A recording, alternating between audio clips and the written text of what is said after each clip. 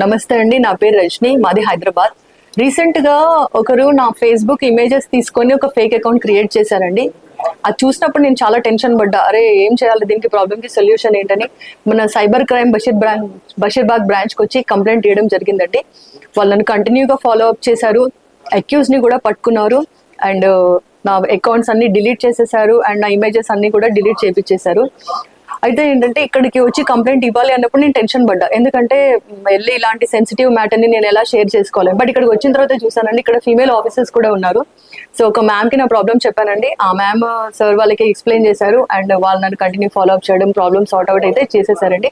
So నేను మీ అందరికి ఒకటే చెప్తున్నాను, మీకు కూడా ఇలాంటి ఫేస్బుక్ ఫేక్ అకౌంట్ అవ్వచ్చు, లేదా ఎవరైనా మిమ్మల్ని హెరాస్ చేసిన ఎలాంటిదైనా ఇన్సిడెంట్ ఇలాంటి సైబర్ క్రైమ్ కి సంబంధించినవి జరిగినప్పుడు మాత్రం టెన్షన్ పడి ప్యానిక్ అయిపోయి డిప్రెషన్లకు పోవడం అలాంటివి చేయకండి. ఇక్కడికి వచ్చి మీరు కంప్లైంట్ ఇచ్చారనుకోండి, వాళ్ళు మనకి హెల్ప్ చేస్తారు. ఎందుకంటే మన ప్రాబ్లం ఏంటో వాళ్ళ దాకా తీసుకెళ్తేనే కదా వాళ్ళు మనకి హెల్ప్ చేసేది. They are ready to serve us. So మీరు భయపడకుండా, టెన్షన్ పడకుండా ఇక్కడికి వచ్చి ఇవ్వచ్చండి, లేదా మీ ఏరియాలో దగ్గర ఉన్నటువంటి పోలీస్ స్టేషన్ కి కూడా కంప్లైంట్ ఇవ్వచ్చు.